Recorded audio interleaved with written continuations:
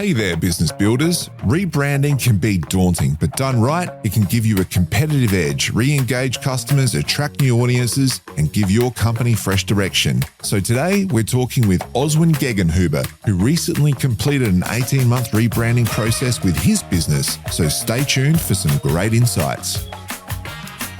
Well, welcome to the Business Builders Podcast. We are your hosts. I am Brenton Gowland. And I'm Ron Tomlin. And Brenton, I believe we've had communique from overseas. Yes, we had someone from Mexico reach out to us, tell us that they'd been listening to the podcast and they got a lot out of the Julia Palmer interview that we did 2 episodes ago and got some great insights from that episode. And you know what? That makes me feel really good. It makes me feel like we're contributing to our listeners. Yeah, it's nice to think that people are getting value out of what we do. Yeah. So if you're listening to our podcast, feel free to reach out to us. You can do that on LinkedIn. And we'd love to hear your thoughts and which episodes you have got something out of, because that helps us plan for the future. And it's always good when we have someone on like Julia. And today we do as well. We do indeed. So a couple of episodes ago, we were talking about the PEGS rebrand, and that is PEGGS. So they went from Mrs. Pegs to PEGS. And today we're lucky enough to have the business owner, Oswin Gegenhuber, with us. Now, Oswin's owned the business for about 4 years, but what I like about Oz and his story is last episode we talked about if you want to build marketing capability in your organization, you can either have a top-down approach where it's led by the management or a bottom-up approach where it's led by the marketing people.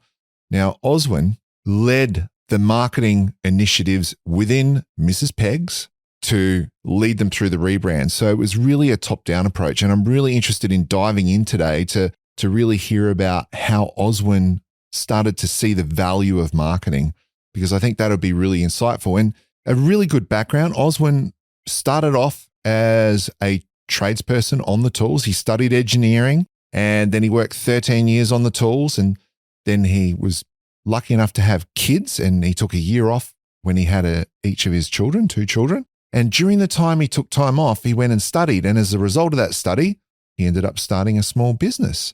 And that small business, through operating that business, he met the original owners of Mrs. Pegs, worked with them for 7 years. And then when they were ready to retire, he ended up buying the business. Fantastic story, isn't it? Yeah. So without any further ado, Oswin, it's great to have you here on the Business Builders Podcast. Thank you, Brenton. Nice to be here, and good to see you too, Ron. So we'd just like to start. I've given you a little bit of background and your bio and so forth, but it'd be really great to hear in your own words what your journey has been over the years, how you came to buy the Mrs. Pegs business and then get to a point where you were going to rebrand it. So please, in your own words, tell us a little bit about yourself. Yes, as you said, Brenton, I did work with a larger corporation known as Hills Industries at the time for 27 years. And during that time, had some great experiences and learned a lot about manufacturing, about products and how you get them out into the market. But what I sort of came to the conclusion that after that time, it seemed like a nice idea to start up an SME and to sort of have the flexibility now having children and not the sort of 9-to-5 job that I had been doing for quite a number of years. So we're going to talk about your rebranding experiences shortly, but first, so we can understand the background to that project, how did you come to realize the value that marketing could have for your business? Well, I sort of looked at it as a like an engineering experience, I guess, is that, you know, there's a lot that goes into developing a product, launching it and getting it out into the market. And then not knowing a lot about marketing, it sort of looked at putting it in that sort of perspective, and then soon realized the importance of, you can have the greatest product in the world, you can have great finances, but if you don't market it correctly, neither of those are going to have any impact on your business. Yeah, I call it the field of dreams syndrome. You know, build it and they will come. Yeah, but the truth of the matter is, until you need marketing, a lot of people don't realize the value of it, like Oswin. But when you realize that they're not coming, sometimes you start to realize that you've got to do something about understanding this marketing. So it's great to hear from your perspective that that's the value that it can bring to an organization. Yeah, and was that just a thing that you were just because you'd bought the business, you had all these realizations that this is what I need to do and this is what I need to learn about? Yes, in some ways that it was an experience I hadn't had been involved in during my journey of over the 27 years, and just felt that there was a big hole, so I had to go and learn what it was about, and obviously still in the learning process and how a good marketing campaign can really boost your product. And I know that when you took over the business, you would have had to take over the marketing and so forth as well. So what was the business? Was it actually the marketing kind of running smoothly when you started and you then had to start to get involved? And how did you find that actual marketing component, right? So because you would have been running campaigns regularly, yes? Yes, absolutely. We had quite a number of, what I found out later is really more advertising than I guess a marketing campaign. And that was, I guess, my view on it, my naive view on the marketing side was, is it advertising, is it marketing? And that's where I sort of started to realize that we're just being reactive to what we need to advertise, and we didn't have a proper marketing plan in place to be able to build our advertising on. Okay. So how did you know it was time to rebrand from Mrs. Peg's? What were the signs? And ultimately, why did you decide to go ahead with it, considering the huge amount of work it would take to complete? Yeah, very good question. I wanted to expand the product range in the Mrs. Peg's handy line business, and sort of realised that it was called Mrs. Peg's Handy Line, which was actually the name of the product, and it was a one product business. And wanting to expand the product range, we needed to set up a platform that we could call the products from a branded perspective, and then work on how we can introduce those products. So it sort of came to the point where we looked at the logo, we looked at what we were doing, the website, and it just looked like it was a bit tired. It needed a fresh new look. What that look was going to be like, we didn't know at the time, but it just felt that the timing was right. If we were going to move this business to the next level, we needed to start the platform from the foundation. Yeah, great. So as the owner of the business, the responsibility to drive the rebrand and the marketing of your business ultimately end up resting with you. So what have you done then to develop your ability to drive your company's marketing capability and ultimately lead that rebranding process? So in the first 12 months of having the business, I'd left a lot of the suppliers and I guess agencies that were working with the previous owners in place. Yep. So they could understand how it all operated. Through that 12 months, sort of realized that, we were doing a lot of reactive advertising. We didn't really have a marketing plan in place for as little as I actually knew about it. So I started asking the questions. What are we doing? What's our longer term plan? How are we measuring, the reaction from people? Are we getting value for our money, for our advertising funds? So this all started leading to a lot of questions, and people started getting a bit nervous, or they just didn't seem to react in the way that I thought they would. What do you mean people? You mean your suppliers? For the agencies that we were using at the time. And then it just came down to, well, what do you want? And I thought, well, if I'm not a marketer, I need, that coming from experience that people have been involved in marketing for a period of time. So I just thought it was time to reach out and understand it further, and to actually get some people around the business and around myself that could explain things and start building on the experience. So the rebrand, take us through the rebrand. How did you go about making it happen? Okay, so the rebrand, we sort of looked at who we could work with. So we put it out, we put a brief together as to what we wanted to achieve with the rebrand. We then went to 4 or 5 agencies. We settled on one that we thought would be able to give next life to the brand. And we worked with them over a period of 6 months, and it just grew on that, and that's how we came up with the rebranding of the pegs. Right. So a big part of that decision was actually deciding on the agency, yes? Yes, absolutely, because obviously I didn't have the experience in the branding side of it. We also had a marketing consultant come in to sort of guide us in the way of how do you go about getting a agency on board to do a brand refresh. So that was very helpful in giving us the structure of how we go about it. There's a lot of brainstorming that went on, and then that ultimately brought us to the point where we put a brief together to be able to go out to the agencies with an understanding of what we wanted to get out of it. And I think this is a point that a lot of businesses would get confused about, is how to choose the right agency. And even though you had a marketing consultant come in, which was great, ultimately the choice was your own. I know that from talking with you and so forth. But how did you come to choose the agency that you did? What were the things that were floating around in your head? So after we did a lot of the brainstorming, etc., we then come up with a matrix of who the agencies that we were going to potentially work with, what were their strengths, what were their weaknesses. We had the staff members at the time go through a fairly extensive scoring system. Yep. And then we got down to the point, what were their strengths, what were their weaknesses, and then narrowed it down to two. There was two that were very, very close to, getting on board. Mm. And then it eventually just come down to the gut feeling. Unfortunately, it's not unfortunate, but it's sometimes, you can do all the work, but it just what felt good.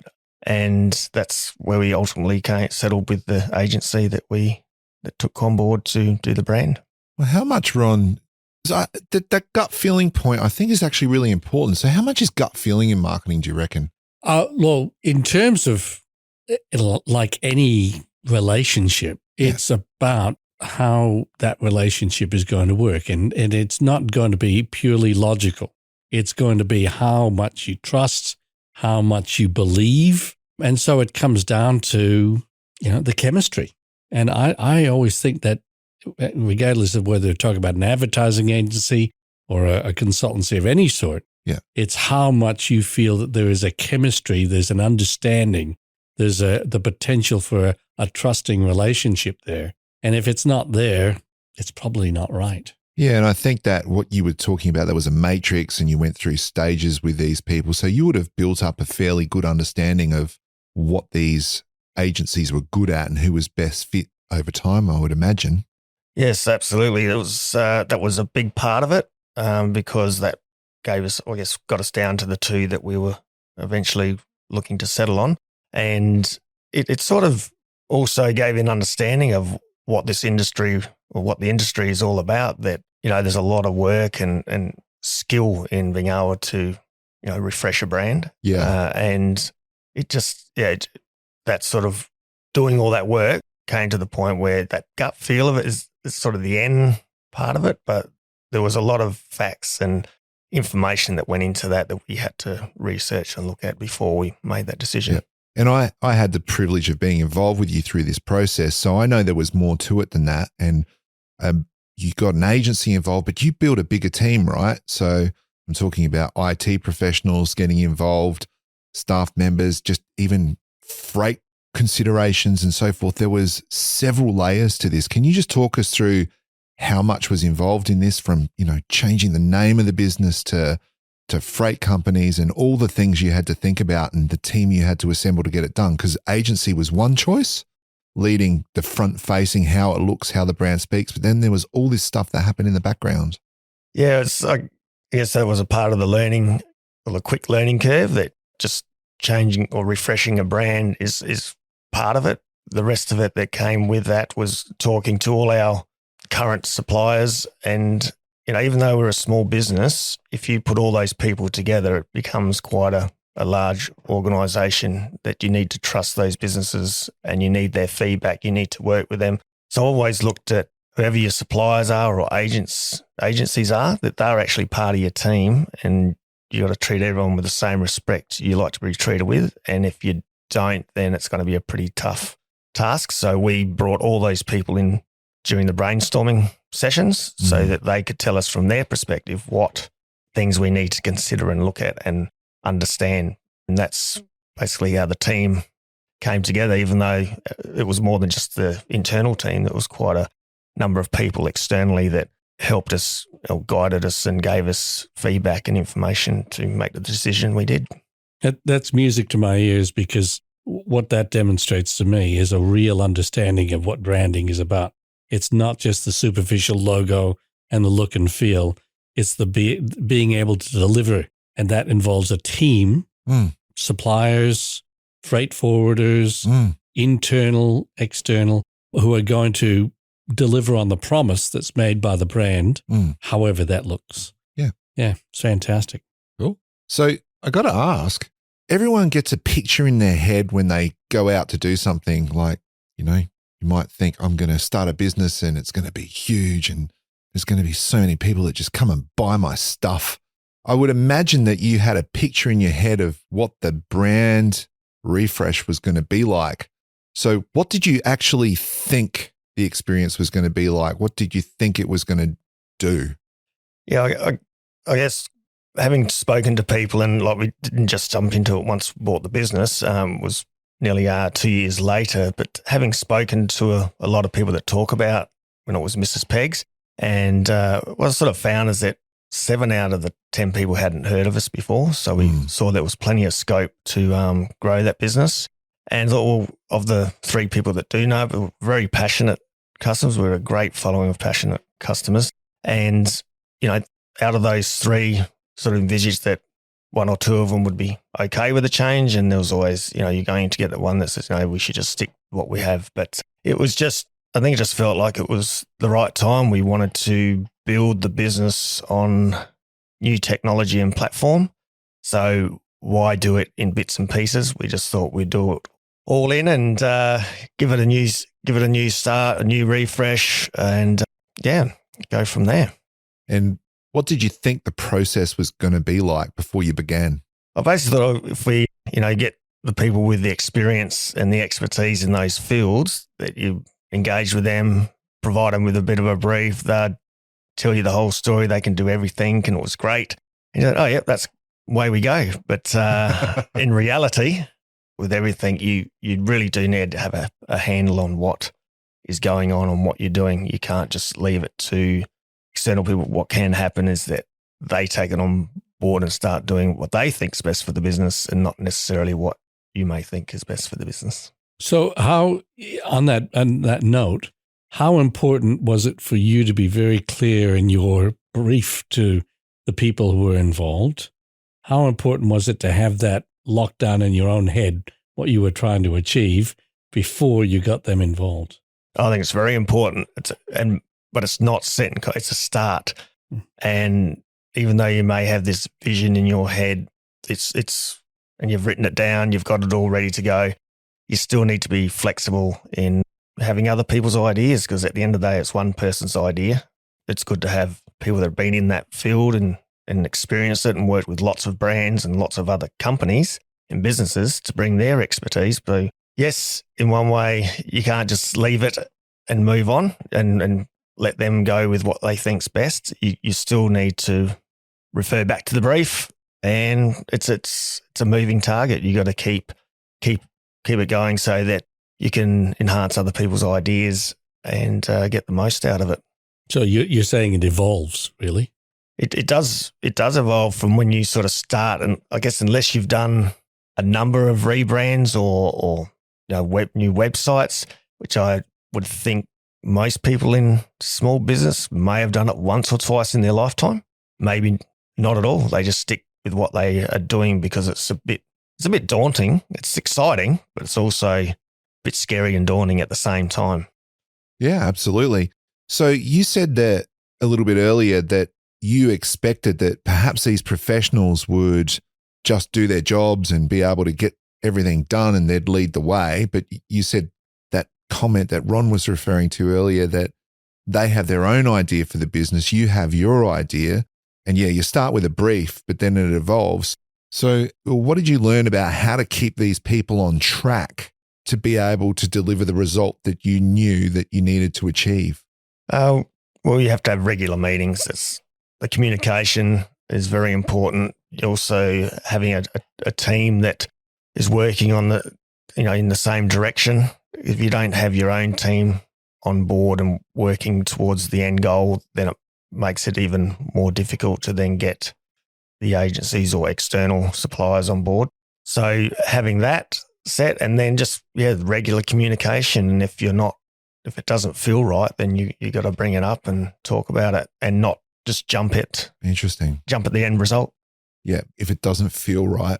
That's interesting because that means that you had, again, a gut feel for where the brand should be going.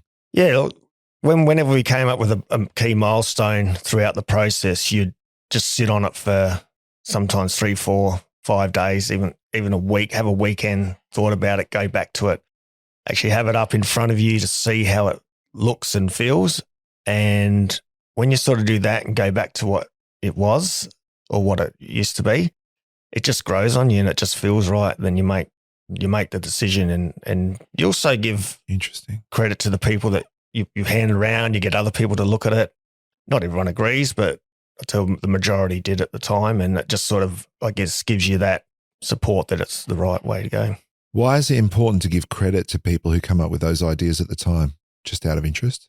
Well, start with everything. It's a bit of it's a team effort. They're part of the team. Yeah. They're working for your company. Especially in a small team, you get to know them a bit more, I guess, more, you call it intimately, or you get to know their day-to-day routines or activities. So if you don't involve them, they're not going to really feel part of the team or part of the business. Cool. So how much did you involve the team in this brand launch? Which team are we talking about? The internal team. The internal team, right from the start, right from the very beginning brainstorming session when we invited the key players from each of the suppliers that we were dealing with at the time.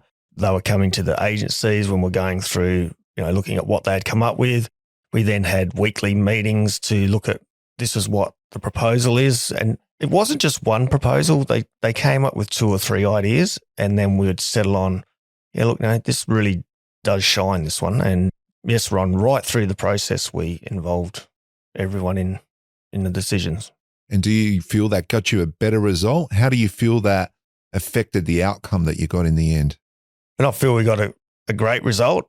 Would have it been better if we didn't involve them? I probably can't answer that because I don't know how it would have turned out if we didn't involve them. But it's just the way that I feel about when you do have a business.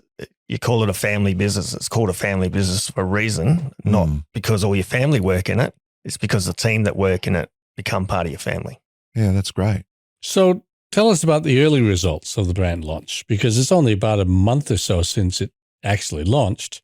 Is it what you expected? Are the numbers up? Are they the same? Are there positive signs for the future? What do you think? Yeah, good question, Ron. It's near on a month that we've since we've launched. The initial launch went, I think, very smoothly. We had to do a lot of transitioning over from the old to the new. There's a lot of stuff that goes on in the background IT-wise, which marketing is part of the important goal, but IT as well is very important. And when they start talking in codes and everything, it's really hard to follow it all. So look, I think everyone did an exceptional job. You don't realize how much goes on behind the scene to make a website and a brand look nice and fresh at the front. Yeah, because the website, to your point, is only the front end, but there's a whole delivery mechanism. And again, because I had inside knowledge and got to see this happen, there were so many things and this happens with every rebrand, particularly because Mrs. Pegs is selling predominantly all of its products online before it became Pegs. And then there has to be a transition period where you go from one platform, because you changed, which platform did you use originally to sell your products? Yeah, so we're on a WordPress WooCommerce system. And after doing a bit more research into that, found that the security was getting to be a bit of an issue. And obviously with all the cyber attacks and everything that are going on these days, it's sort of hard to ignore that. The other thing is that it was a lot of, I guess, programming, and we couldn't change much of the website. So we had to always ring up and get them to change just even some wording or a picture. So the idea was to incorporate a system where we could do some of that ourselves, and it would be a bit more reactive and be able to done quickly. So yeah, it was all a whole new platform, not just the website. So it was quite a bit to integrate and bring together. Yeah, and so then you had to make sure that from day one that those orders were being processed properly, going through your system, then ending up communicating with the freight company and then being able to fulfill delivery to create a full delivery. It's almost like you had to build a full delivery system from scratch and move from one to the other, yes? Yes, it's part of it. There's obviously off-the-shelf systems that you can integrate. And we went to a Shopify setup. So they need to firstly be able to integrate. They need to be able to read what your product mix is and be able to separate out, making sure it's sent through the correct freight forwarders. So yeah, there was quite a bit of work. We're still obviously working on that now. We need to do a little bit of custom work just to make the automation or get the automation of those orders to where we want it to. Yep. So, and to Ron's point, what are those early results? Are you happy with where things at? I think so, because it's absolutely. Because at the end of the day, it was, what you're doing, you think is in the best interest of the business. And it was really pleasing to see that, our orders continued.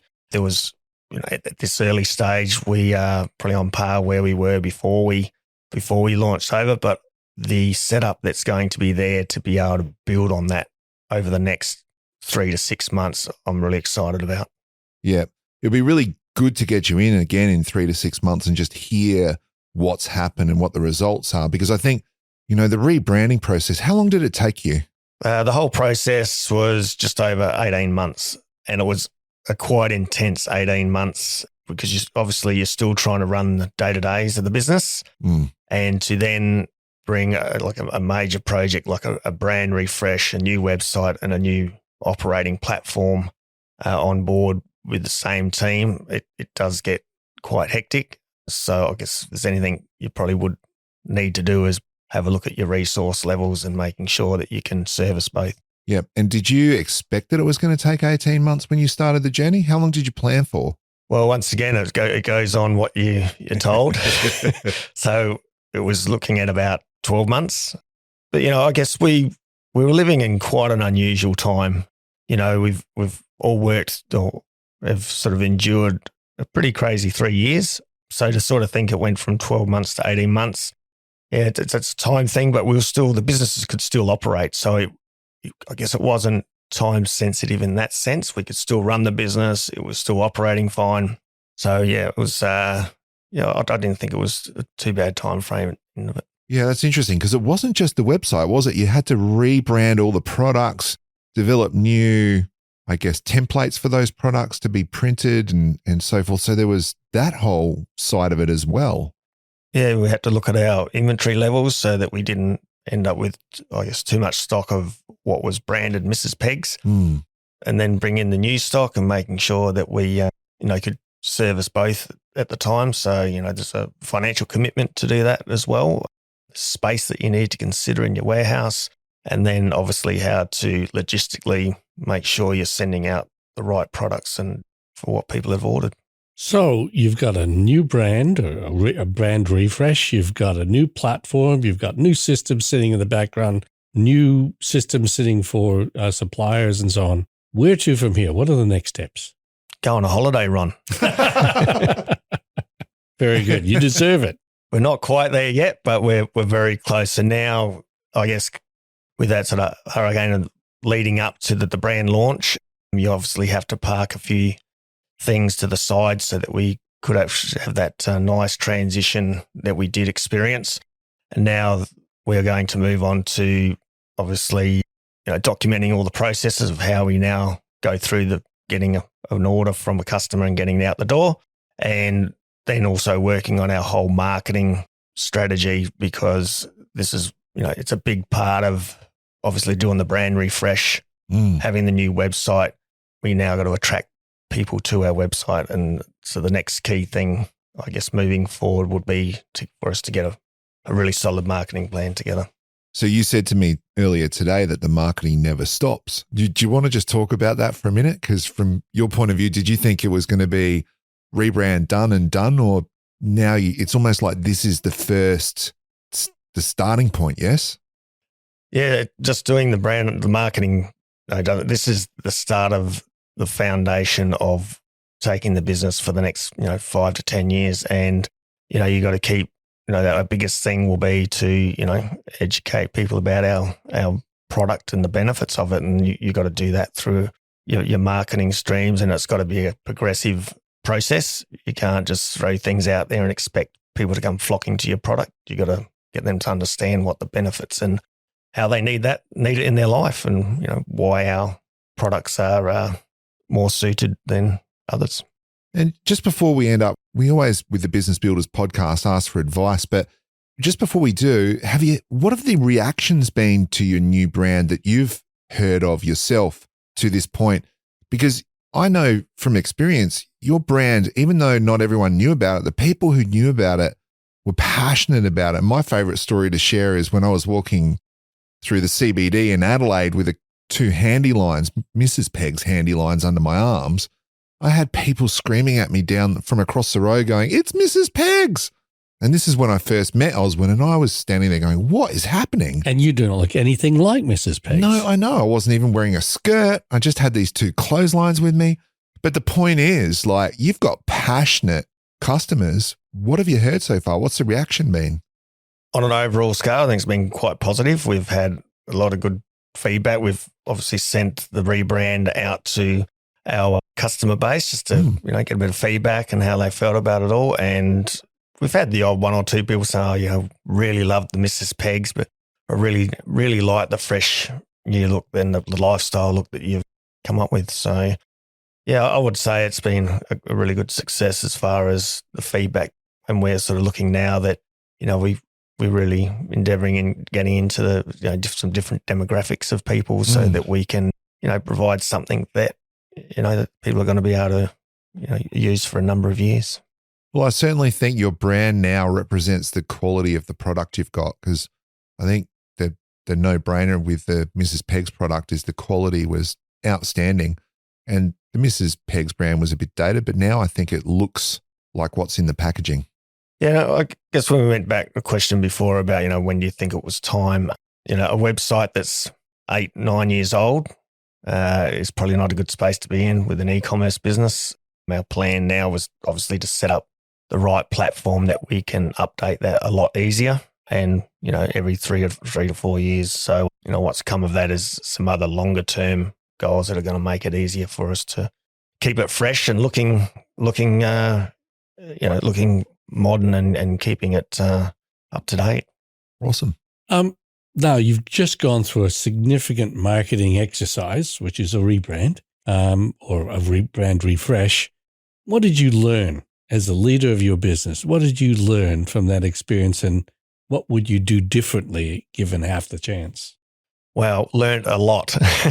It really opened up a Pandora's box for me. And like anything, when you don't really know a lot about it, you said, "Oh yeah, that's just marketing. It's all fine. It just looks after itself." And that's the fear that you get when you don't know about something. You tend to just push it to the side. Now I've sort of got that, I guess, revitalized feeling about marketing and that there's a lot of work that goes into it. There's a lot of investigation as far as how do you do it the right way. And I think just keeping it simple and making sure that, you believe in what you're doing and why you're changing it. And would you do anything differently? Absolutely. It'd be naive of me to say that we'd do it exactly the same way. I think some of the key things is to have a really good internal team around you that believe in what you're doing and why you're doing it. And then that resonates down through to your suppliers and agencies.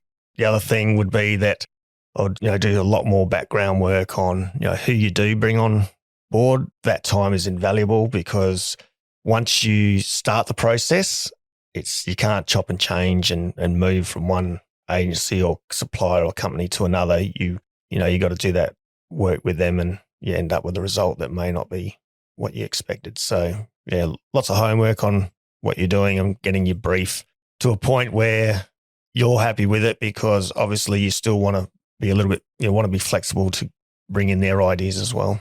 So you're saying really take the time up front to do the research. Yeah, and I think that's with a lot of things that you do that probably one thing I would have done is spend a bit more time up front and just getting a few of the things, obviously not understanding marketing as much as I probably understand engineering and product development. Not that you need to get to that level, but you do need to have an understanding of what goes on and how it works and have obviously some support, guidance, mentoring and do a bit of that before you decide to launch into it. You know, it's invaluable to hear and talk to as many people, ring companies that have done it before, go do some searching on the internet, find out companies, oh yeah, they've just done a rebrand or a refresh. Ring them up, talk to them. You'll find 8, 9 out of 10 of them will talk to you.